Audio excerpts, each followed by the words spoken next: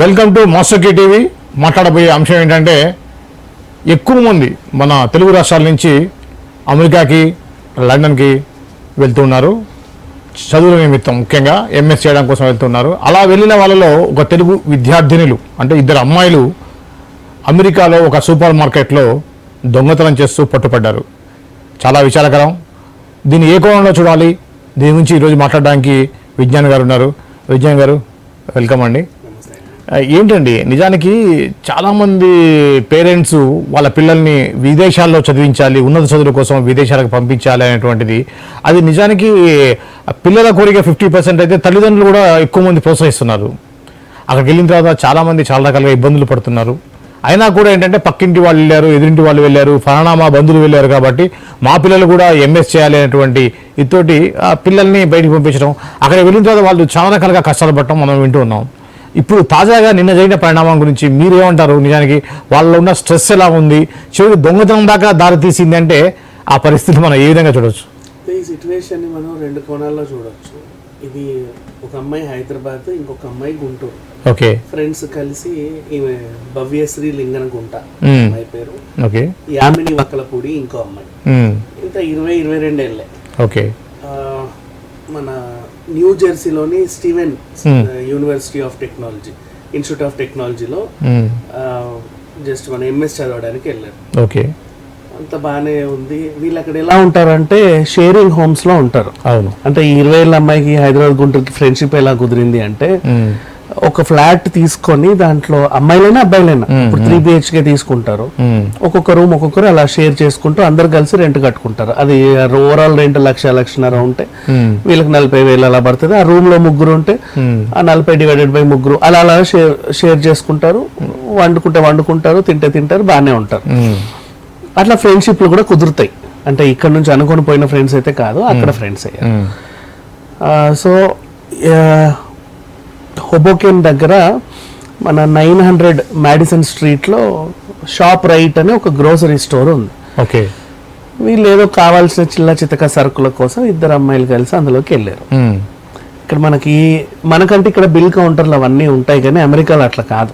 మనం కొనుక్కొని స్కానర్ ద్వారా డబ్బులు చెల్లించి మనమే వచ్చేయాలి. ఓకే, అండ్ ఇవన్నీ కరెక్ట్ గా చేస్తున్నారా లేదా చూడడానికి CCTV, ఒక మనిషి సిబ్బంది ఎవరో ఉంటారు అక్కడ, అంతే.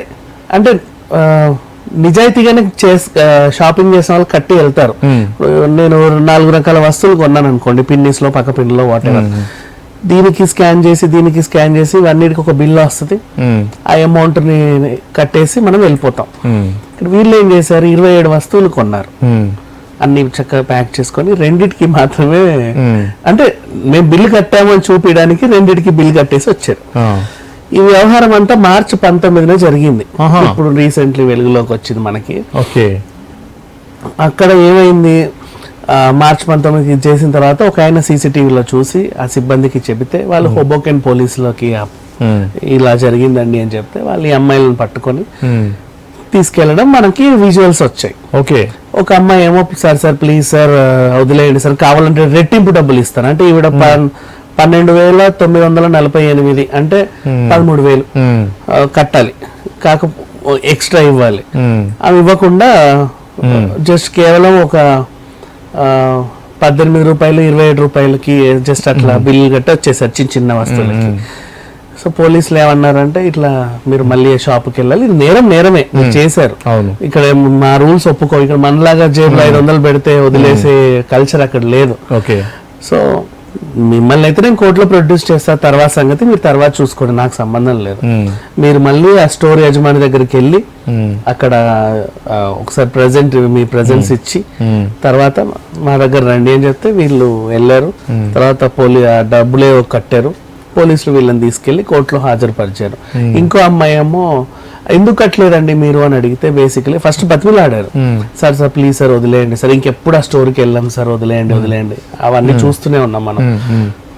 అసలు ఎందుకు కట్టలేదు అమ్మాయి, ఏమి ఇదేనా పద్ధతి అని అడిగితే, నా దాంట్లో లిమిటెడ్ బ్యాలెన్సే ఉందండి, ఎంతవరకు ఉందో అంతవరకు చెల్లించాను. మరి అంతవరకు వస్తువులు తీసుకో, మిగతావన్నీ నీకెందుకు, అంతే కదా తెచ్చావు. ఇంకో అమ్మాయి ఏమో, నా దగ్గర అసలు అదేంటిది బిల్లు కట్టడం మర్చిపోయానండి నేను, అసలు నేను మా సెన్స్ లో లేను, అలా వచ్చేసాను నా ఫ్రెండ్ తో పాటు అని చెప్పేసి అనింది. ఇక్కడ ఇక విచిత్రం ఏంటంటే మనం ఇంకో కోణంలో ఆలోచిస్తే నిజంగా కూడా కొంతమంది మర్చిపోతారు. ఎందుకంటే అక్కడ అలవాటు పడ్డం కొంచెం కష్టం. వీళ్ళు వెళ్ళింది 2023 మొన్నే, లాస్ట్ ఇయర్, ఇంకా 6 నెలలు కూడా అవలా వెళ్ళిపోయి. మన దగ్గర అయితే వెంటనే ఉంటుంది, అక్కడ లైన్ ఉంటుంది, అందరూ కలిసి అమ్మ మనం షాపింగ్ చేయడం ఒక 10 నిమిషాలు అయితే బిల్లు దగ్గర గంట ఉండాలి. అవును, ఇవన్నీ ఉంటాయి మన దగ్గర, కానీ ఖచ్చితంగా కట్టించుకొని వెళ్తారు. అండ్ పైగా ఎంట్రన్స్ దగ్గర ఇంకొకడు ఎగ్జిట్ గేట్ దగ్గర ఉండి అవన్నీ ఇంకొకసారి చూసి నువ్వు కొన్నావు, ఇది నీ కవర్ చూపించు అంటారు. ఈ వ్యవహారాలు మన దగ్గర ఉన్నాయి, అక్కడ లేవు మరి. సో అక్కడ రూల్స్ అవే. జస్ట్ పెద్ద పెద్ద గ్రోసరీ స్టోర్స్ ఉంటాయండి. అవును, క్రౌడ్ ఉండదు, క్రౌడ్ కూడా ఉండదు. ప్లస్ పెద్ద స్టోర్స్, మీట్ కావాలన్నా అన్ని ఫ్రోజన్, ఫిష్ మీట్ అన్ని ఫ్రోజన్ ఉంటాయి. మనకి ఏం కావాలి, చికెన్ కావాలన్నా మనం చికెన్ కొట్టుకెళ్లాల్సిన అవసరం, అక్కడికి వెళ్తాము. కాళ్ళంటే కాళ్ళు, వేళ్ళంటే వేళ్ళు, తోడంటే తోడ, మెడ అంటే మెడ, దానికి ఇట్లా ఉంటాయి. నచ్చింది తీసుకోవడమే, దాని ఎక్స్పైరీ డేట్ చూసుకొని వేసేసుకోవడం. తర్వాత మన దగ్గరికి వెళ్ళేసి అవన్నీ స్కాన్ చేసి అది చూపిస్తుంది ఇంత కట్టండి అని, దాన్ని స్కాన్ చేసి పే చేసేసి వెళ్ళిపోవడమే.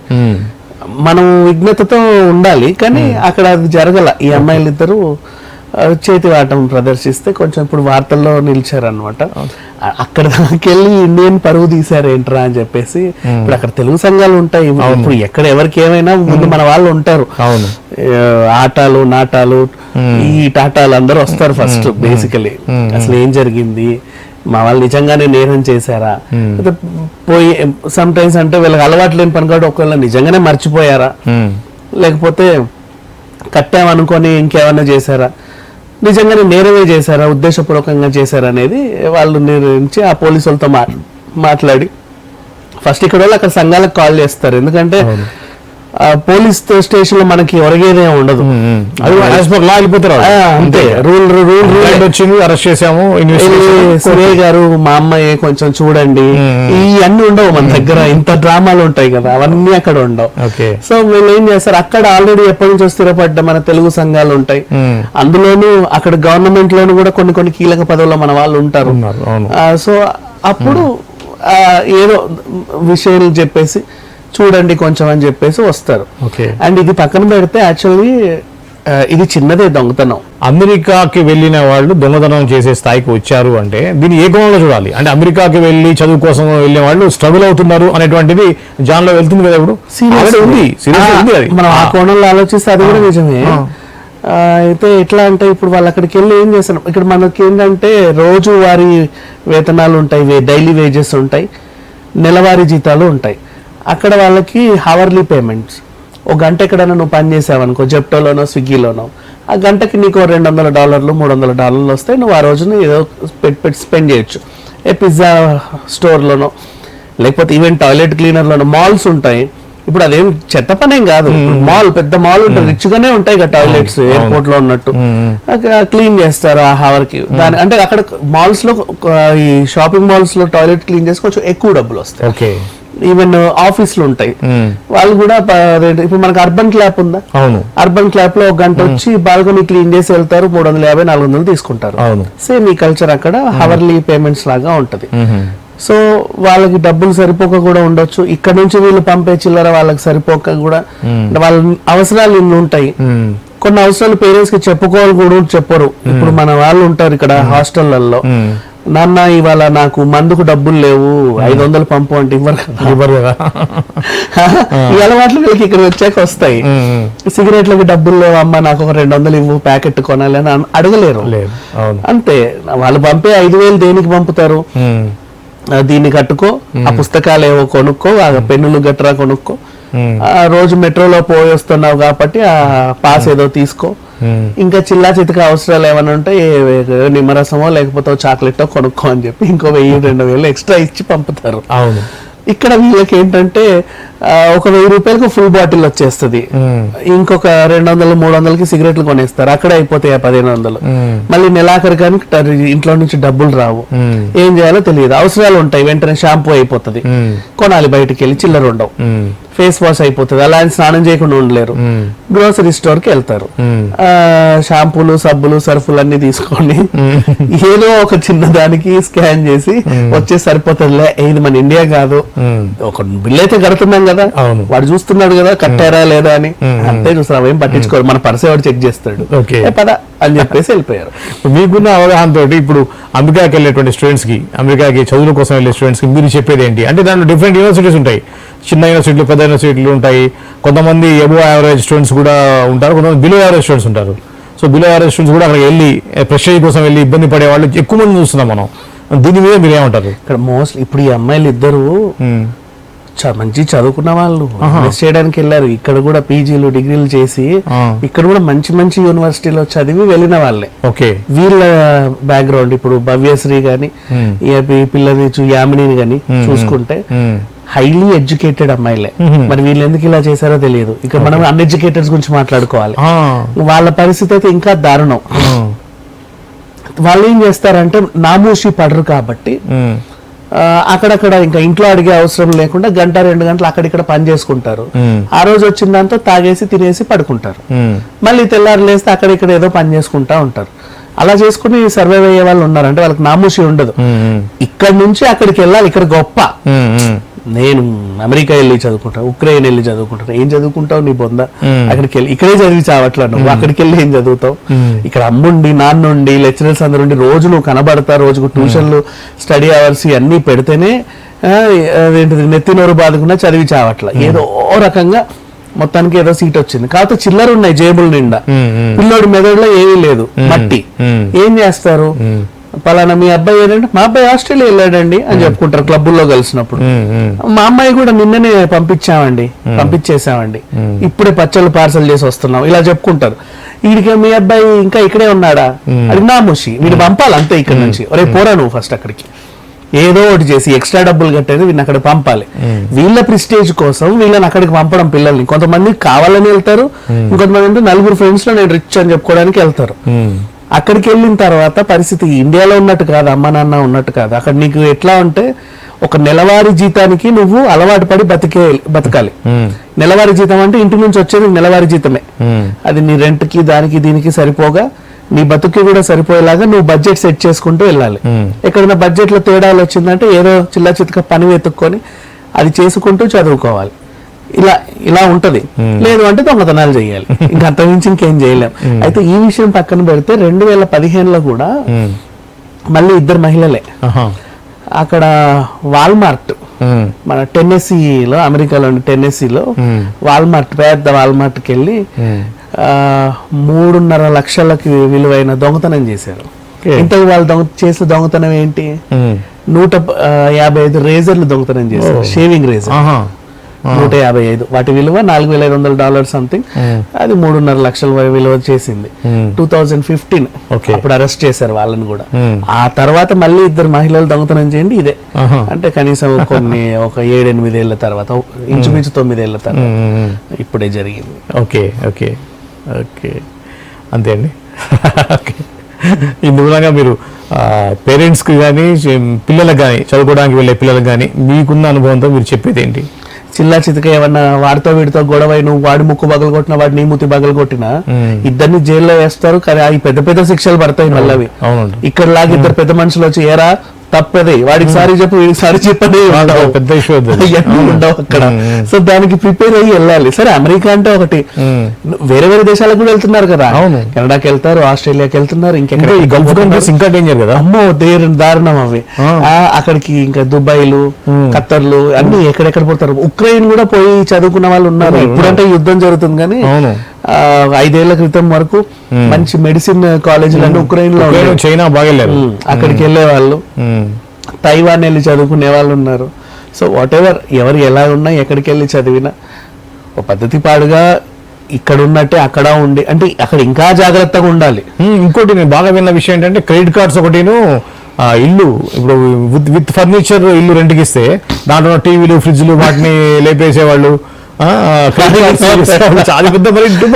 ఇది మనం మాట్లాడలేదు. నిజంగా అక్కడ ఎలా ఉంటాయంటే, నీకు కొంప విత్ అన్ని రెడీమేడ్ ఇచ్చేస్తాడు, A to Z అన్ని ఉంటాయి దాంట్లో. ఈవెన్ కొన్ని హౌసెస్ లో ఇవి కూడా ఉంటాయి, మన ప్రొజెక్టర్లు అవును, అవి ఇంతే ఉంటాయి కదా. వీడియో ప్రొజెక్టర్లు వచ్చేటప్పుడు వీడు ఏం చేస్తాడు, ఆ ప్రొజెక్టర్ ని జీన్స్ లో చుట్టి పెట్టేస్తాడు. ఆ తర్వాత ఇంకేమన్నా ఉన్నాయా ఇక్కడ, అది పట్టుదబ్బా, అది పట్టదులే, దానివల్ల మళ్ళీ నాకు ఉండే 25 కేజీలు 50 కేజీలు బరువులు మనం తూగాలి కదా, ఆ బరువు తూగేలాగా అవసరమైతే వీడి బాటిల్లో చెంపు చాటలు అక్కడ వదిలేసినా పర్లా, ఇలా వాడి పడేసాం కాబట్టి అక్కడ నుంచి ఏవేవో తేవడం. ఇంకా ఉంటాయి అక్కడ సంబంధించిన కొన్ని వస్తువులు, కిచెన్ లో కొన్ని విలువైన ఐటమ్స్ ఉంటాయి. అంటే లైక్ యూనో ఇప్పుడు మనం ఇక్కడ వాడే వస్తువులు వేరు, అక్కడ వాడే వస్తువులు వాట్ ఎవర్, బ్లెండర్స్ కానీ ఇవన్నీ కూడా కొంచెం మంచి ఎక్స్పెన్సివ్ ఉంటాయి. కనీసం అంటే ఇక్కడ మనకి 1500కి 2000కి దొరికే ఉంటాయి, అక్కడ ఇంకా మంచి 20,000 30,000 ఉంటాయి. అండ్ వాష్రూమ్ లో కొంతమంది హెయిర్ డ్రైయర్ కూడా పెడతారు, రిచ్ హెయిర్ డ్రైయర్స్ ఉంటాయి, ఇది మంచి కాస్ట్లీ. ఇక్కడ మనకి 500కి దొరుకుతాయి, అవి దొరకవు. సెలూన్ షాపుల్లో వాడే వాటికంటే కొంచెం రిచ్ ఉంటాయి అవి. ఇట్లాంటి కొన్ని వస్తువులు ఏవైతే అంటే వాష్రూమ్స్ లో ఉండే కొన్ని ఎసెన్షియల్ వస్తువులు కానీ ఇవన్నీ ఏం చేస్తారంటే సర్దేసి వస్తారు. అండ్ మోస్ట్లీ కిచెన్ సామాన్లు ఎక్కువ దొంగతనం చేసిన వాళ్ళని చూసాం మనం. బోల్ అంటే ఇంత చిన్నవే ఉంటాయి, ఇట్లా బ్రెడ్ పెట్టి ఇట్లా అంటే అదేదో అయ్యి వస్తుంది. ఆ మిషన్ కూడా అక్కడ 20,000 30,000 ఉంటది, ఈజీగా పడతాయి వీళ్ళ లగేజ్ బ్యాగులలో. అవన్నీ పట్టుకొని వచ్చేస్తున్నారు. ఇంకా మహామహులు టీవీలు దొబ్బేసిన వాళ్ళు కూడా ఉన్నారు, ఇట్లాంటి వాళ్ళు. సో అంటే హౌస్ మనకు రెంట్కి ఇస్తారు, మళ్ళీ వెళ్ళేటప్పుడు ఏం చేస్తాం, వాళ్ళ తాళాలు అక్కడ వాచ్మెన్ కి ఇచ్చేసి మేము ఖాళీ చేస్తున్నాం అని వెళ్ళిపోతావు. నువ్వు ఇవన్నీ దొబ్బుకొని వెళ్ళిపోతావు. నెక్స్ట్ వచ్చేవాడు ఇమీడియట్లీ జాయిన్ అయిపోతారు, అవి ఎప్పుడో కానీ బయటపడవు. మళ్ళీ ఓనర్ వచ్చి మీకు ప్రొజెక్టర్ ఉందండి జాగ్రత్త వాడండి అని చెప్పి, ప్రొజెక్టర్ లేదండి అంటారు, ఇంతకు ముందడు పోయాడా, ఇలాంటివన్నీ వస్తాయి. సో ఇది అండి విదేశాలకి చదువు నిమిత్తం వెళ్ళేటువంటి పిల్లలు పడే బాధలు, అక్కడ ఉండే పరిస్థితులు ఇలా ఉన్నాయి. పేరెంట్స్ పిల్లలు ఇద్దరు కూడా ఆలోచించి నిర్ణయం తీసుకోవాలి. నిర్ణయం తీసుకొని అక్కడ చదువు కోసం వెళ్ళి బుద్ధిగా చదవాలి తప్పించి దేశ ప్రతిష్టని, దేశం యొక్క గౌరవాన్ని భంగం చేసే విధంగా ప్రవర్తించడం ఎంతైనా శోచనీయమే. నిన్న జరిగినటువంటి సంఘటన మొత్తం కూడా అందరూ తెలుగు ప్రజలందరూ కూడా కొద్దిగా ఇబ్బంది పడేటువంటి విషయమే. ఇటువంటి విషయంలో జాగ్రత్త ఉండాలని కోరుకుంటున్నాను. మరో విషయంతో మళ్ళీ మాట్లాడదాం. అంతవరకు చూస్తూనే ఉండండి మాస్టర్ కీ టీవీ.